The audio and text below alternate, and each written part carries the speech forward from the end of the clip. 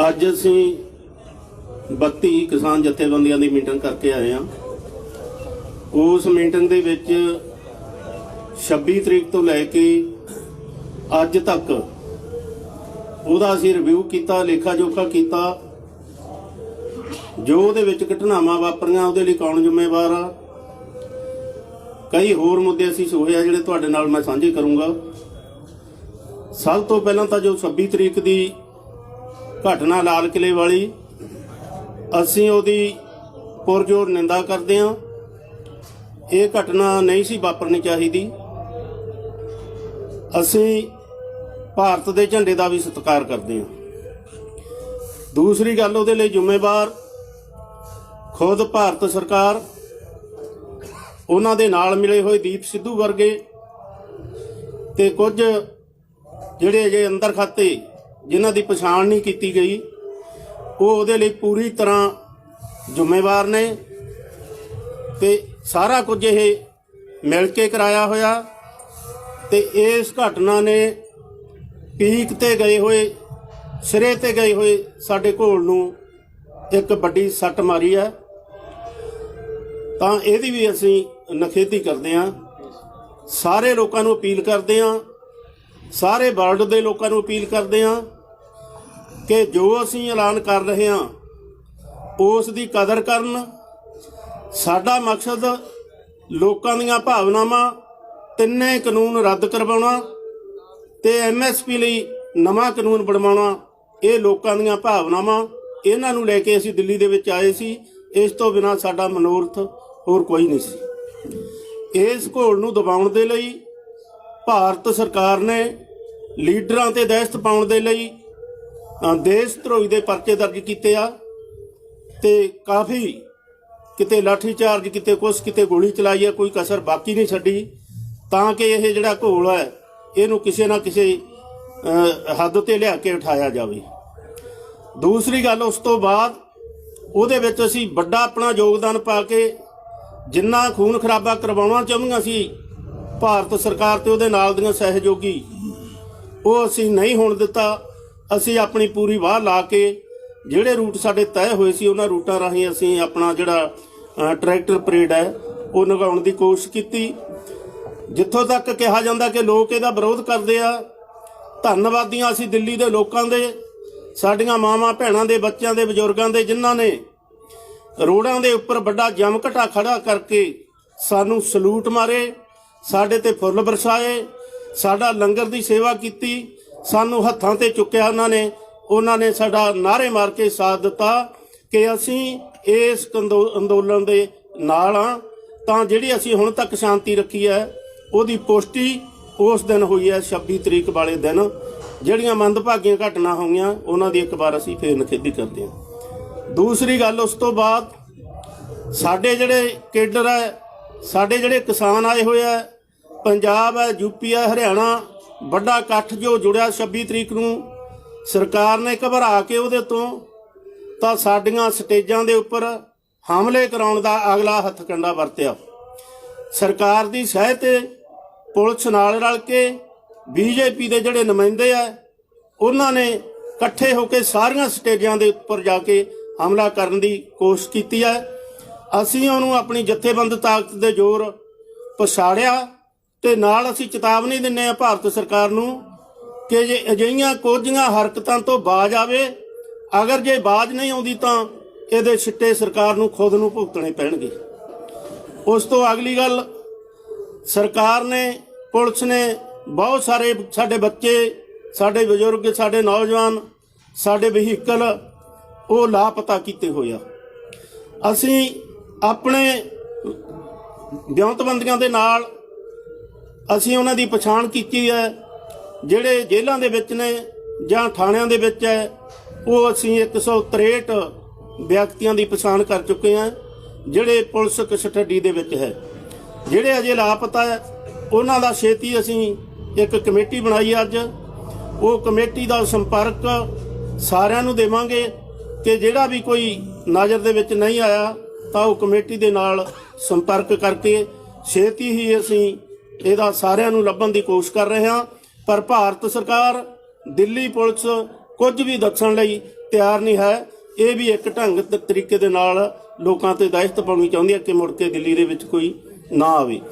ਅਗਰ ਇਹਨਾਂ ਬੱਚਿਆਂ ਬਾਰੇ, ਇਹਨਾਂ ਨੌਜਵਾਨਾਂ ਬਾਰੇ, ਇਹਨਾਂ ਦੇ ਵਿਅਕਤੀਆਂ ਬਾਰੇ ਸਾਨੂੰ ਨਹੀਂ ਕੁਝ ਦੱਸ ਰਹੀ, ਨਹੀਂ ਭਾਰਤ ਸਰਕਾਰ ਜਾਂ ਦਿੱਲੀ ਪੁਲਿਸ ਕੋਈ ਸਹਿਯੋਗ ਨਹੀਂ ਕਰ ਰਹੀ, ਤਾਂ ਅਸੀਂ ਇੱਕ ਬਹੁਤ ਵੱਡਾ ਐਕਸ਼ਨ ਦੇਣ ਜਾ ਰਹੇ ਹਾਂ, ਜਿਹਦਾ ਮਕਸਦ ਹੋਊਗਾ ਕਿ ਜੋ ਸਰਕਾਰ ਨੇ ਸਾਰੇ ਹੁਣ ਤੱਕ 3 ਕਾਨੂੰਨ ਰੱਦ ਨਹੀਂ ਕੀਤੇ, MSP ਬਿੱਲ ਨਹੀਂ ਬਣਾਇਆ, ਤੇ ਜਿਹੜੀ ਉਹਨੇ ਸਾਡੇ ਤੇ ਹਮਲੇ ਕਰਵਾਏ ਆ ਤੇ ਵਧੀਕੀਆਂ ਕੀਤੀਆਂ, ਉਹ ਵਧੀਕੀਆਂ ਦੇ ਖਿਲਾਫ ਭਾਰਤ ਪੱਧਰ ਦਾ ਅਸੀਂ ਇੱਕ ਐਕਸ਼ਨ ਦੇਣ ਜਾ ਰਹੇ ਹਾਂ।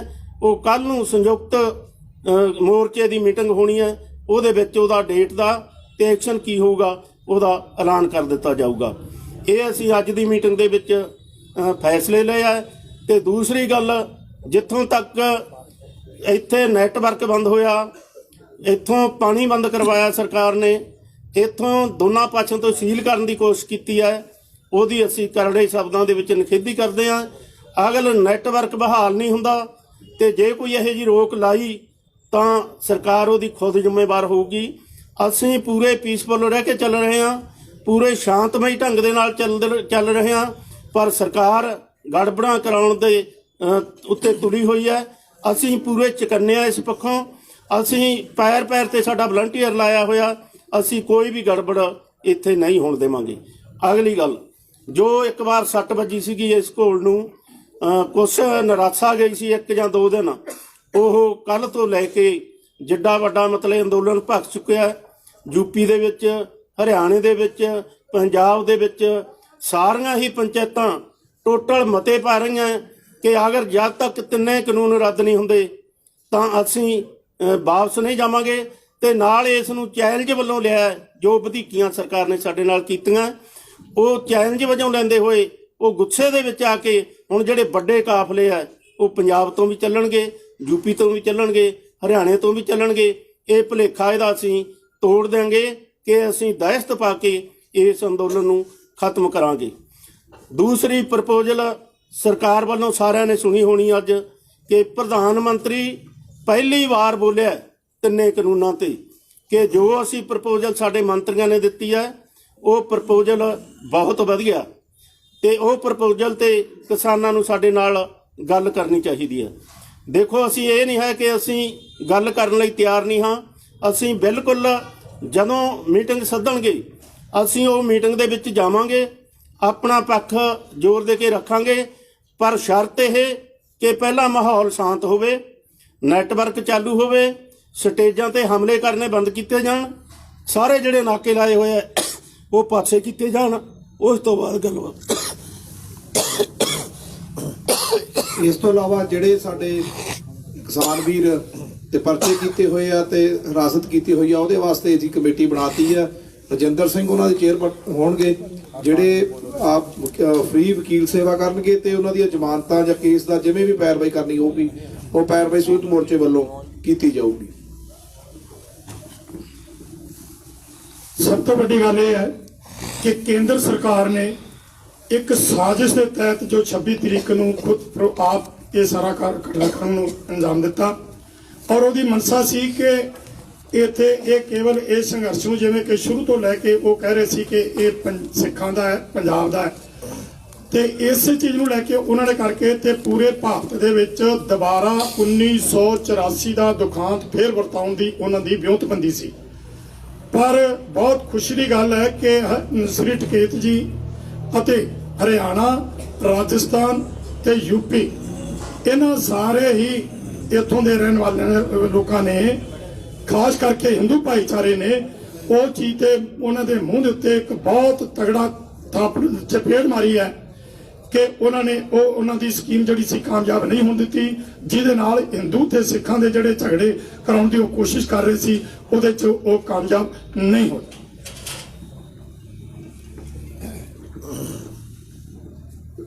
ਸਾਰੇ ਪੱਤਰਕਾਰ ਵੀਰਾਂ ਨੂੰ ਅਸੀਂ ਦੱਸਣਾ ਚਾਹੁੰਦੇ ਹਾਂ ਵੀ ਅੱਜ ਅਸੀਂ ਬੜੀ ਲੰਬੀ ਮੀਟਿੰਗ ਕਰਕੇ 32 ਕਿਸਾਨ ਜਥੇਬੰਦੀਆਂ ਨੇ ਅਸੀਂ ਇਸ ਨਤੀਜੇ ਤੇ ਪਹੁੰਚੇ ਹਾਂ। ਸਾਰੇ ਪੰਜਾਬ ਦੇ, ਭਾਰਤ ਦੇ ਲੋਕਾਂ ਨੂੰ ਅਸੀਂ ਧੰਨਵਾਦ ਕਰਦੇ ਹਾਂ ਕਿ ਜਿਨ੍ਹਾਂ ਨੇ ਇੰਨਾ ਥੋੜ੍ਹੇ ਸਮੇਂ ਦੇ ਵਿੱਚ ਇਹ ਜਿਹੜਾ ਸੈਟਬੈਕ ਪਹੁੰਚਿਆ ਉਹਦੀ ਭਰਪਾਈ ਕੀਤੀ ਆ।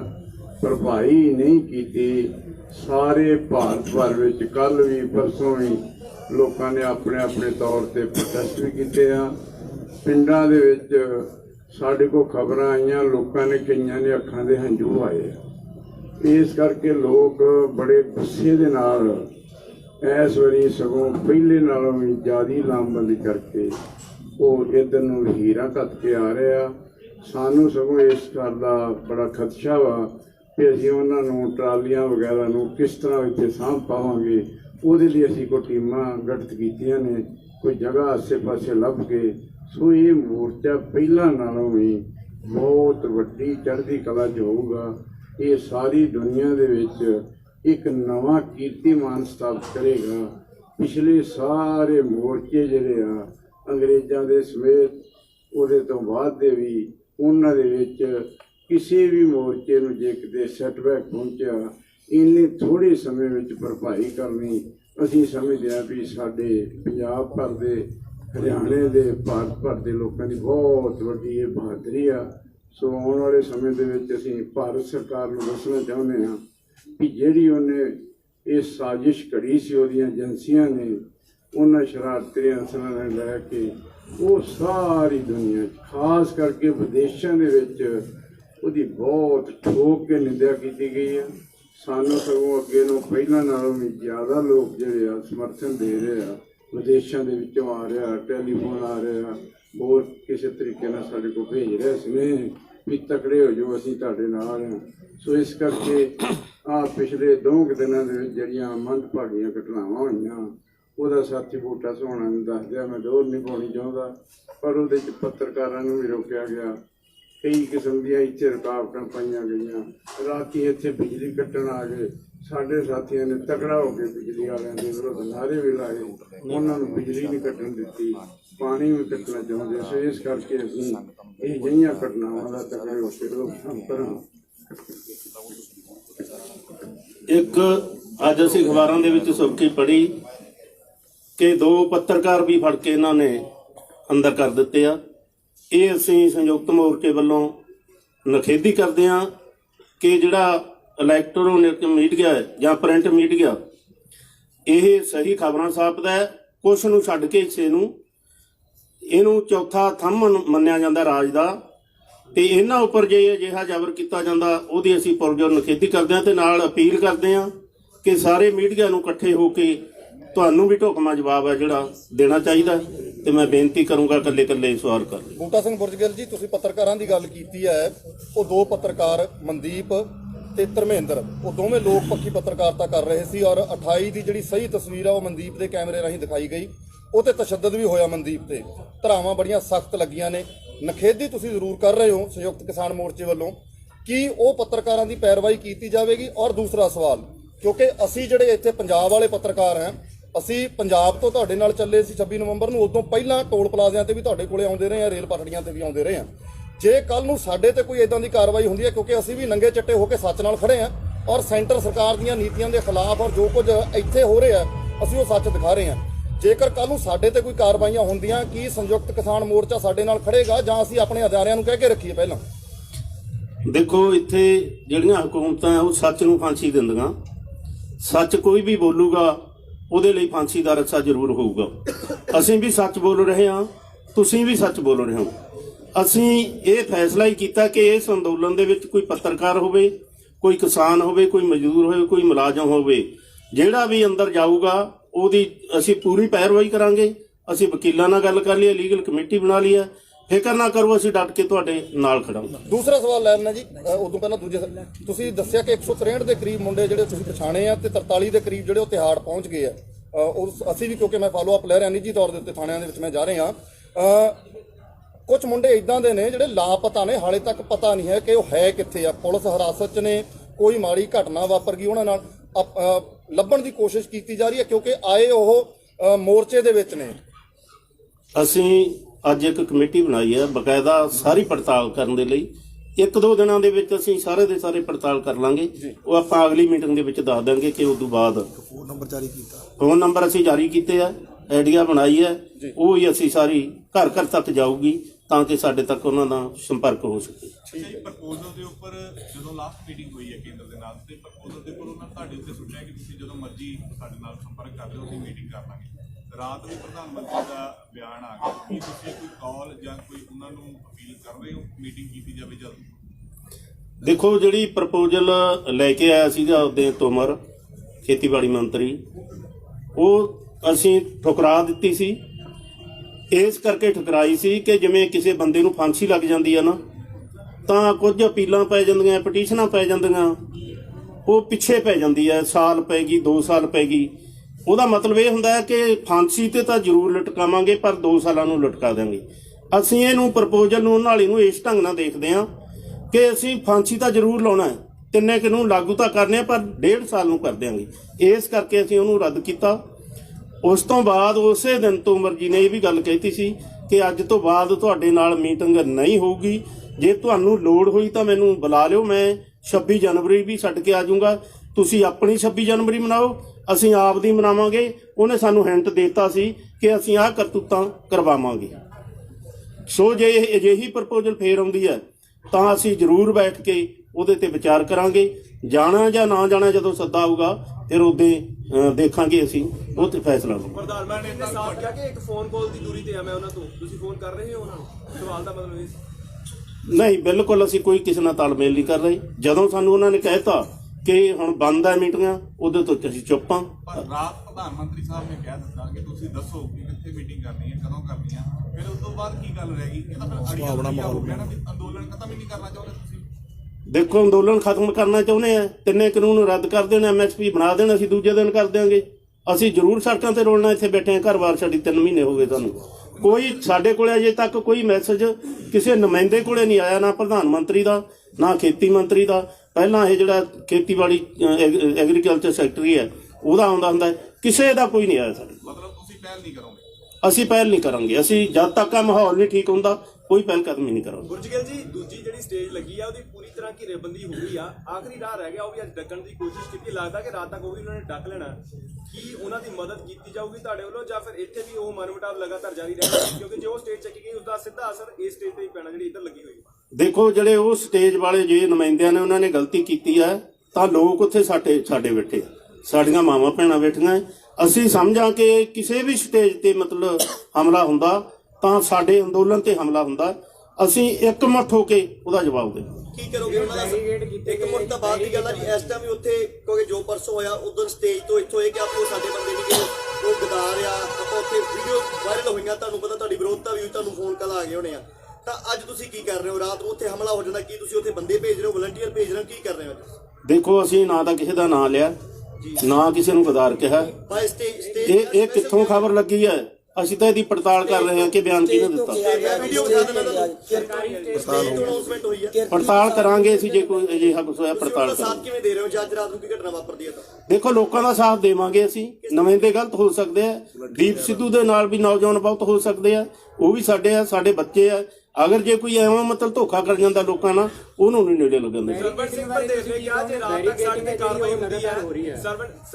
ਬੈਰੀਕੇਡਿੰਗ ਹੈ ਜਿਹੜੀ ਉੱਥੇ ਕੀਤੀ ਗਈ ਹੈਗੀ, ਤੇ ਇਹ ਤੋਂ ਵਲੰਟੀਅਰ ਵੀ ਜਿਹੜੇ ਲੋਕ ਉੱਧਰ ਜਾ ਰਹੇ ਨੇ ਉਹਨਾਂ ਨੂੰ ਰੋਕ ਰਹੇ ਨੇ, ਉਹਨਾਂ ਬਾਰੇ ਕੀ ਕਹੋਗੇ? ਵਲੰਟੀਅਰ ਇਧਰਲੇ ਸੰਯੁਕਤ ਮੋਰਚੇ ਦੇ ਵਲੰਟੀਅਰ ਨੇ। ਦੇਖੋ, ਮੈਂ ਪਹਿਲਾਂ ਹੀ ਕਹਿ ਚੁੱਕਿਆ ਕਿ ਅਸੀਂ ਇੱਕਮੁੱਠ ਹਾਂ। ਅਸੀਂ ਢੰਗ ਤਰੀਕਾ ਕੀ ਅਪਣਾਉਣਾ ਅਸੀਂ ਦੇਖਾਂਗੇ। ਅਗਰ ਜਿੱਡੀ ਵੱਡੀ ਗਿਣਤੀ 'ਚ ਅਸੀਂ ਲੋਕਾਂ ਨੂੰ ਲਈ ਬੈਠੇ ਹਾਂ ਭਰੇ ਪੀਤਿਆਂ ਨੂੰ ਗੁੱਸੇ ਨਾਲ, ਅਗਰ ਅਸੀਂ ਇਸ ਢੰਗ ਨਾਲ ਜਾਂਦੇ ਹਾਂ ਤਾਂ ਮਾਹੌਲ ਹੋਰ ਖਰਾਬ ਹੋਊਗਾ। ਸਾਡੀ ਆਪ ਦੀ ਮਿਹਨਤਬੰਦੀ ਹੈ, ਪਰ ਸਾਨੂੰ ਉਮੀਦ ਹੈ ਕਿ ਇਸ ਤੋਂ ਬਾਅਦ ਹਮਲਾ ਨਹੀਂ ਹੋਊਗਾ। ਗੁਰਜੀਤ ਜੀ, ਪੰਧੇਰ ਨੇ ਕਿਹਾ ਕਿ ਜੇ ਕੋਈ ਰਾਤ ਤੱਕ ਐਕਸ਼ਨ ਹੋ ਜਾਂਦਾ ਵੀ ਅਸੀਂ ਵੀ ਫਿਰ ਪਿੱਛੇ ਨਹੀਂ ਹਟਾਂਗੇ, ਅਸੀਂ ਵੀ ਬੈਰੀਕੇਡ ਪੱਟਾਂਗੇ। ਉਹਨਾਂ ਨੇ ਸਾਫ਼ ਤੌਰ ਤੇ ਕਹਿਤਾ ਕਿ ਉਹਨਾਂ ਨੂੰ ਨਜ਼ਰ ਆ ਰਿਹਾ ਕਿ ਪੂਰੀ ਤਰ੍ਹਾਂ ਉਹਨਾਂ ਨੇ ਕਬਜ਼ਾ ਕਰ ਲਿਆ ਨੇ ਉਸ ਪਾਸੇ। ਉਹਨਾਂ ਨੇ ਕਿਹਾ ਵੀ ਅਸੀਂ ਬੈਰੀਕੇਡ ਪੱਟਾਂਗੇ, ਸਾਡੇ ਤੇ ਕੋਈ ਕਰ। ਦੇਖੋ, ਪੰਧੇਰ ਨੇ ਤਾਂ ਇਹ ਐਲਾਨ ਕੀਤਾ ਸੀ ਕਿ ਅਸੀਂ ਲਾਲ ਕਿਲੇ ਤੇ ਝੰਡਾ ਚੜਾਵਾਂਗੇ, ਅਸੀਂ ਤਾਂ ਕਰਿਆ ਨਹੀਂ। ਜੇ ਅੱਜ ਪੰਧੇਰ ਇਹ ਐਲਾਨ ਕਰਦਾ ਕਿ ਅਸੀਂ ਬੈਰੀਕੇਡ ਪੁੱਟਾਂਗੇ ਤਾਂ ਪੰਧੇਰ ਜ਼ਿੰਮੇਵਾਰ, ਅਸੀਂ ਥੋੜ੍ਹਾ ਜ਼ਿੰਮੇਵਾਰ ਹੈ। ਸਵਾਲ ਉਹਨੂੰ ਕਰੋ ਜਾ ਕੇ। ਰੋਡ ਤੇ ਜਾਣ ਦੀ ਗੱਲ ਕੀਤੀ ਸੀ, ਉਹ ਕਿਤੇ ਲਾਲ ਕਿਲੇ ਤੇ ਜਾਣ ਦੀ ਗੱਲ ਨਹੀਂ ਸੀ। ਦੇਖੋ, ਨਾ ਲਾਲ ਕਿਲੇ ਤੇ ਜਾਣ ਦੀ ਗੱਲ ਕੀਤੀ ਹੈ, ਨਾ ਰਿੰਗ ਰੋਡ ਤੇ ਜਾਣ ਦੀ ਕੀਤੀ ਹੈ। ਸਾਡੀ ਪ੍ਰਪੋਜ਼ਲ ਸੀ ਕਿ ਸਾਨੂੰ ਰਿੰਗ ਰੋਡ ਦਿੱਤੀ ਜਾਵੇ, ਪਰ ਦਿੱਲੀ ਪੁਲਿਸ ਸਹਿਮਤ ਨਹੀਂ ਹੋਈ। ਉਹਨਾਂ ਨੇ ਰਿੰਗ ਰੋਡ ਨੂੰ ਛੱਡ ਕੇ ਬਾਕੀ ਰੋਡ ਸਾਨੂੰ ਤੈਅ ਕਰਤੇ। ਅਸੀਂ ਉਹਨਾਂ ਤੇ ਸਹਿਮਤੀ ਦਿੱਤੀ, ਅਸੀਂ ਉਹਦੇ ਤੇ ਗਏ ਹਾਂ। ਤੇ ਜਿਹੜੇ ਦੂਸਰੇ ਪਾਸੇ ਨੂੰ ਨਿਗਾਹ ਕੇ ਲਗੇ ਆ ਉਹਦੇ ਵਿੱਚ ਪੁਲਿਸ ਪੂਰੀ ਤਰ੍ਹਾਂ ਜ਼ਿੰਮੇਵਾਰ ਹੈ। ਜਾਣਾ ਸੀ ਇਸ ਰਸਤੇ ਸੀ, ਪੁਲਿਸ ਇਸ ਰਸਤੇ ਦੇ ਉੱਤੇ ਖੜੀ ਸੀ, ਖੜਨਾ ਉਹਨੂੰ ਦੂਜੇ ਪਾਸੇ ਚਾਹੀਦਾ ਸੀ। ਇਹ ਤੁਸੀਂ ਇਹ ਸਪਸ਼ਟ ਕਰੋ, ਜੇ ਰਾਤ ਨੂੰ ਉਹਨਾਂ ਕੋਈ ਕਾਰਵਾਈ ਹੁੰਦੀ ਹੈ ਤੁਸੀਂ ਕਿਹਾ ਵੀ ਸਾਥ ਦੇਵਾਂਗੇ, ਕਿਸ ਤਰ੍ਹਾਂ ਸਾਥ ਦਿਓਗੇ? ਇੱਧਰ ਰਹਿ ਕੇ ਜਾਂ ਉੱਧਰ ਜਾ ਕੇ? ਕਿਉਂਕਿ ਨਾ ਉਹ ਬੰਦੇ ਥੋੜੇ ਆ, ਉਦੋਂ 10 ਗੁਣਾ ਵੱਧ ਪੁਲਿਸ ਹੈ ਉੱਥੇ। ਅੱਜ ਸਾਡੀਆਂ ਬੀਬੀਆਂ ਜਿੱਦਾਂ ਪਰਸੋਂ ਉਹਨਾਂ ਦੇ ਨਹਾਉਣ ਵਾਲੀ ਜਗ੍ਹਾ ਤੇ ਬੈਠਣ ਵਾਲੀ ਜਗ੍ਹਾ ਤੇ ਜਿੱਦਾਂ ਇਹ ਵੀ ਮੀਡੀਆ ਨੇ ਦੱਸਿਆ ਵੀ ਕੋਈ ਨਿਰਭਇਆ ਕਾਂਡ ਕਰਨ ਦੀ ਤਿਆਰੀ ਸੀ, ਮਸਟੰਡੇ ਜਿਹੜੇ ਆ ਉਹ ਤੇਲ ਦੀਆਂ ਬੋਤਲਾਂ ਲੈ ਕੇ ਉਹਨਾਂ ਦੇ ਟੈਂਟਾਂ 'ਚ ਵੜ ਕੇ, ਤੁਸੀਂ ਕਿਵੇਂ ਸਾਥ ਦਿਓਗੇ ਜੇ ਰਾਤ ਨੂੰ ਲੋੜ ਪੈ ਜਾਂਦੀ? ਅਸੀਂ ਇਹ ਸਰਕਾਰ ਤੱਕ ਅੱਜ ਗੱਲ ਪਹੁੰਚਾ ਦਿੱਤੀ ਹੈ, ਕਿਸੇ ਢੰਗ ਨਾਲ ਪਹੁੰਚਾਈ ਹੈ ਕਿ ਜੇ ਤੁਸੀਂ ਆਉਂ ਹਮਲਾ ਕਰੋਗੇ ਤਾਂ ਅਸੀਂ ਇਹਨੂੰ ਬਰਦਾਸ਼ਤ ਨਹੀਂ ਕਰਾਂਗੇ। ਮਤਲਬ ਤੁਸੀਂ ਜਾ ਕੇ ਉਹਨਾਂ ਦਾ ਸਾਥ ਨਹੀਂ ਦਿਓਗੇ ਜਾਂ ਅੱਜ ਸਾਡੇ ਵਲੰਟੀਅਰ ਤਿਆਰ ਹੈ। ਮੈਂ ਪਹਿਲਾਂ ਹੀ ਕਹਿ ਚੁੱਕਿਆ ਹਾਂ ਕਿ ਸਾਡਾ ਆਪਦਾ ਢੰਗ ਤਰੀਕਾ ਹੈ ਕਿ ਅਸੀਂ ਕਿਵੇਂ ਸਾਥ ਦੇਈਏ। ਇੱਕ ਜੀ ਜਿਹੜੇ ਵਿਚਾਲੇ ਬੈਰੀਕੇਡਸ ਨੇ ਉਹਨਾਂ ਨੂੰ ਪਾਸੇ ਕਰਾਉਣ ਦੀ ਕੋਈ ਗੱਲ ਚੱਲ ਰਹੀ ਹੈ ਕਿ ਦੋਨੇ ਸਟੇਜਾਂ ਇੱਕ ਹੋ ਜਾਣ? ਪੰਧੇਰ ਸਾਹਿਬ ਇਹ ਕਹਿ ਰਹੇ ਆ ਵੀ ਤਾਲਮੇਲ ਰੱਖਿਆ ਜਾਵੇ, ਸਟੇਜਾਂ ਚਾਹੇ ਦੋ ਹੀ ਰਹਿਣ, ਜਿਹੜੇ ਵਿਚਾਲੇ ਬੈਰੀਕੇਡ ਤੇ ਟੋਏ ਪੱਟੇ ਜਾ ਰਹੇ ਆ ਉਹਨਾਂ ਨੂੰ ਹਟਾਇਆ ਜਾਵੇ ਤੇ ਬੈਰੀਕੇਡ ਪਿੱਛੇ ਲੈ ਕੇ ਜਾਵੇ ਜਿਹੜੀ ਦਿੱਲੀ ਪੁਲਿਸ। ਦੇਖੋ ਇਹ ਸਰਕਾਰ ਦਾ ਕੰਮ ਆ, ਉਹਨਾਂ ਨੇ ਬੈਰੀਕੇਡ ਕਿੱਥੇ ਲਾਉਣਾ ਕਿੱਥੇ ਨਹੀਂ ਲਾਉਣਾ, ਠੀਕ ਹੈ। ਅਸੀਂ ਉਹ ਸਟੇਜ ਚੱਕੀ ਜਾਵੇ ਦੇ ਹੱਕ 'ਚ ਨਹੀਂ ਹਾਂ, ਬਿਲਕੁਲ। ਇਹ ਅੰਦੋਲਨ ਦੇ ਮਤਲਬ ਨਾ ਪੱਖੀ ਹੋਊਗਾ ਉਹ ਸਟੇਜ ਚੱਕੀ ਜਾਂਦੀ ਹੈ। ਬੜੀ ਅਹਿਮ ਚੀਜ਼ ਹੈ ਇਸ ਵੇਲੇ, ਟਕੈਤ ਸਾਹਿਬ ਦੇ ਹੰਝੂਆਂ ਨੇ ਦੁਬਾਰਾ ਉਹ ਪੂਰੇ ਅੰਦੋਲਨ ਨੂੰ ਲੀਹ ਤੇ ਲਿਆਂਦਾ, ਪਰ ਨਾਲ ਦੀ ਨਾਲ ਇਹ ਵੀ ਗੱਲਾਂ ਚੱਲ ਗਈਆਂ ਕਿ ਉਹਨਾਂ ਦੀ ਸਟੇਜ ਜਿਹੜੀ ਉੱਥੇ ਲੱਗੀ ਹੋਈ ਹੈ ਉੱਤੇ ਸਿਆਸੀ ਆਗੂਆਂ ਦਾ ਆਉਣਾ ਲਗਾਤਾਰ ਜਾਰੀ ਹੈ। ਉੱਥੇ ਸੁਖਬੀਰ ਬਾਦਲ ਵੀ ਆ ਚੁੱਕੇ ਨੇ, ਪੰਜਾਬ ਦੇ ਕਾਂਗਰਸ ਦੇ ਆਗੂ ਆ ਚੁੱਕੇ ਨੇ। ਅੱਜ ਸੁਖਬੀਰ ਬਾਦਲ ਦੀ ਖਬਰ ਆਈ ਹੈ ਕਿ ਸੁਖਬੀਰ ਬਾਦਲ ਵੀ ਉੱਥੇ ਜਾ ਕੇ ਆਏ ਨੇ। ਸੰਯੁਕਤ ਮੋਰਚਾ ਜਿਹੜਾ ਹੈਗਾ ਉਹ ਸਿੱਧੇ ਤੌਰ ਤੇ ਸਿਆਸੀ ਆਗੂਆਂ ਨੂੰ ਨਹੀਂ ਸ਼ਾਮਿਲ ਕਰ ਰਿਹਾ ਤੇ ਉਹਨਾਂ ਦੀ ਸਟੇਜ ਤੇ ਜਿਹੜਾ ਲਗਾਤਾਰ ਹੁਣ ਸਿਆਸੀ ਆਗੂਆਂ ਦਾ ਆਉਣਾ ਸ਼ੁਰੂ ਹੋ ਗਿਆ, ਇਹ ਤੋਂ ਸਵਾਲ ਬੜੇ ਉੱਠਣੇ ਸ਼ੁਰੂ ਹੋ ਗਏ। ਉਹਨਾਂ ਨੂੰ ਕਿਵੇਂ ਦੇਖਦੇ ਹੋ? ਦੇਖੋ ਜੇ ਤਾਂ ਸਟੇਜ ਤੇ ਆ ਕੇ ਕੋਈ ਪੋਲੀਟੀਕਲ ਨੁਮਾਇੰਦਾ ਬੋਲਦਾ ਉਹਨੂੰ ਅਸੀਂ ਠੀਕ ਨਹੀਂ ਸਮਝਦੇ, ਉਹ ਸਾਡੇ ਫੈਸਲੇ ਦੀ ਉਲੰਘਣਾ ਹੋਊਗੀ। ਪਹਿਲਾਂ ਵੀ ਜੇ ਕੋਈ ਉਲੰਘਣਾ ਕਰਦਾ ਤਾਂ ਅਸੀਂ ਉਹਦੇ ਤੇ ਕਾਰਵਾਈ ਕਰਦੇ ਹਾਂ। ਇਹ ਸੰਯੁਕਤ ਮੋਰਚੇ ਦਾ ਕੋਈ ਫੈਸਲਾ ਨਹੀਂ ਹੈ। ਹਾਂ, ਆ ਕੇ ਕੋਈ ਲੋਕਾਂ ਦੇ ਪਿੱਛੇ ਬਹਿ ਜਾਂਦਾ, ਇਹ ਬਹਿ ਸਕਦਾ, ਉਹਦਾ ਅਧਿਕਾਰ ਹੈ ਇੰਨਾ। ਮਤਲਬ ਪਹਿਲਾਂ ਤਾਂ ਭਜਾਏ ਵੀ ਗਏ, ਤੋਂ ਬਹੁਤ ਸਾਰੀਆਂ ਤਸਵੀਰਾਂ ਆਈਆਂ ਸੀਗੀਆਂ। ਭਜਾਉਣ ਦਾ ਮੋਰਚੇ ਦਾ ਫੈਸਲਾ ਨਹੀਂ ਸੀ। ਦੇਖੋ ਕਈ ਆਪਾ ਧਾਪੀ ਹੋ ਜਾਂਦੀ ਆ, ਸਾਡਾ ਇਹ ਕੋਈ ਫੈਸਲਾ ਨਹੀਂ ਕਿ ਜੇ ਲੀਡਰ ਆ ਗਿਆ ਤੇ ਉਹਨੂੰ ਭਜਾਉਣਾ। ਬੈਠੇ ਲੋਕਾਂ ਦੇ ਮਗਰ ਆ ਕੇ ਬੈਠੇ, ਸਟੇਜ ਤੇ ਨਹੀਂ ਬੈਠਣ ਦੇਣਾ, ਪਰ ਇਹ ਉਹਨਾਂ ਨੂੰ ਮਨਜ਼ੂਰ ਨਹੀਂ ਹੈ। ਅਗਲੇ ਕੋਈ ਪ੍ਰੋਗਰਾਮ ਜੀ? ਮੈਂ ਪਹਿਲਾਂ ਵੀ ਪਿਛਲੀ ਪ੍ਰੈਸ ਕਾਨਫਰੰਸ ਵੀ ਪੁੱਛਿਆ ਸੀ ਕਿ ਬਜਟ ਸੈਸ਼ਨ ਖਤਮ ਹੋਣ ਤੋਂ ਪਹਿਲਾਂ ਕੋਈ ਪ੍ਰੋਗਰਾਮ ਦਿੱਤਾ ਜਾਏਗਾ ਤਾਂ ਕਿ ਸਿਆਸੀ ਜਮਾਤ ਦੀ ਘੇਰਾਬੰਦੀ ਹੋ ਸਕੇ। ਕੋਈ ਇਦਾਂ ਦਾ ਪ੍ਰੋਗਰਾਮ? ਬਜਟ ਸੈਸ਼ਨ ਬੜੀ ਜਲਦੀ ਖਤਮ ਕਰਨ ਲੱਗੇ ਆ। ਬਿਲਕੁਲ, ਅਸੀਂ ਪਹਿਲਾਂ ਹੀ ਕਹਿ ਚੁੱਕੇ ਹਾਂ ਕਿ ਅਸੀਂ ਪੰਜਾਬ ਦੀਆਂ ਜਥੇਬੰਦੀਆਂ ਵੱਲੋਂ ਤੈਅ ਕਰ ਲਿਆ, ਬਜਟ ਸੈਸ਼ਨ ਦੇ ਨਾਲ ਸੰਬੰਧਿਤ ਹੋਊਗਾ। ਜਿਹੜੀਆਂ ਵਧੀਕੀਆਂ ਹੋਈਆਂ ਉਹ ਹੋਣਗੀਆਂ, ਤਿੰਨੇ ਕਾਨੂੰਨ ਰੱਦ ਹੋਣ ਉਹ ਹੋਣਗੇ। ਇੱਕ ਵੱਡਾ ਭਾਰਤ ਪੱਧਰ ਦਾ ਅਸੀਂ ਪਲਾਨ ਕਰ ਲਿਆ ਪ੍ਰੋਗਰਾਮ, ਪਰ ਅਸੀਂ ਉਹਦਾ ਐਲਾਨ ਨਹੀਂ ਕਰ ਸਕਦੇ। ਐਲਾਨ ਸੰਯੁਕਤ ਮੋਰਚਾ ਕਰੂਗਾ। ਕੱਲ ਨੂੰ ਮੀਟਿੰਗ ਹੋਈ, ਕੱਲ ਨੂੰ ਐਲਾਨ ਹੋਊ। ਅਸੀਂ ਇੱਕ ਚਾਹੁੰਦੇ ਜਿਹੜਾ ਤੁਸੀਂ ਕਿਹਾ ਵੀ ਅਸੀਂ ਲੀਗਲ ਕਮੇਟੀ ਬਣਾਈ ਆ ਮੁੰਡਿਆਂ ਦੀ ਜਿਹੜੇ ਫੜੇ ਗਏ ਕਾਰਵਾਈ, ਉਹਨਾਂ ਦੀ ਇੱਕ ਪ੍ਰੈਸ ਕਾਨਫਰੰਸ ਸਾਨੂੰ ਲੱਗਦਾ ਵੀ ਕਰਾ ਦੇਣੀ ਤੁਹਾਨੂੰ ਚਾਹੀਦੀ ਹੈ, ਕਿਉਂਕਿ ਜਿਹੜੀ ਵੀ ਲੀਗਲ ਕਮੇਟੀ ਥੋੜਾ ਹੌਸਲਾ ਹੋ ਜਾਂਦਾ। ਜੇ ਇੱਥੇ ਹੈਗੇ ਤਾਂ ਸੰਭਵਤਾ ਕਰ ਲਓ, ਨਹੀਂ ਤਾਂ ਫਿਰ ਕੱਲ ਹੋ ਸਕਦਾ ਤਾਂ ਕਰਾ ਦਿਓ, ਸਪੈਸ਼ਲ ਕਰਾ ਦਿਓ। ਕਰ ਲਿਓ। ਹੁਣ ਨਾ ਫਿਰ ਥੋੜਾ ਜਿਹਾ ਸਾਰੇ ਰੁੱਝੇ ਹੋਏ। ਕਮੇਟੀ ਦੇ ਵਿੱਚ ਇੱਕ ਤਾਂ ਰਜਿੰਦਰ ਹੈ ਜੀ, ਹੋਰ ਰਜਿੰਦਰ ਚੇਅਰਪਰਸਨ ਕਰਦਾ, ਬਾਕੀ 5 ਮੈਂਬਰ ਨੇ। ਤਿੰਨ ਤਾਂ ਵਕੀਲ ਆ ਉਹਦੇ ਵਿੱਚ। ਰਜਿੰਦਰ ਦਾ ਵੀ ਵਕਾਲਤ ਕੀਤੀ ਹੋਈ ਹੈ, ਪ੍ਰੇਮ ਸਿੰਘ ਭੰਗੂ ਹੈ, ਦੂਸਰੇ ਦਾ ਨਾਮ ਕਿਰਨਜੀਤ ਸੇਖੋਂ ਹੈ, ਤੇ ਇੱਕ ਮੁੰਡਾ ਆਪਣਾ ਬਲਜੀਤ IT ਸੈੱਲ ਵਾਲਾ, ਤੇ ਇੱਕ ਨੁਮਾਇੰਦਾ ਹੋਰ ਹੈ ਅਵਤਾਰ ਸਿੰਘ। ਇਹ ਅਸੀਂ ਕਮੇਟੀ ਬਣਾਈ ਹੈ, ਉਹ ਸਾਰਾ ਇਹਨੂੰ ਦੇਖ ਕਰਨ। ਫੋਨ ਨੰਬਰ ਦੱਸ ਦਿਓ, IT ਸੈੱਲ 'ਚ ਦੇਤੇ ਆ। ਹਾਂਜੀ, ਉਹ ਜੇ ਤੁਹਾਡੇ ਕੋਲ ਅਵੇਲੇਬਲ ਹੈ ਤਾਂ ਦੇ ਦਿਓ ਜੀ। ਦੇਤੇ IT ਸੈੱਲ IT ਸੈੱਲ ਤੇ ਦੇਤੇ ਆ ਫੋਨ। ਅੱਛਾ ਜੀ, ਧੰਨਵਾਦ।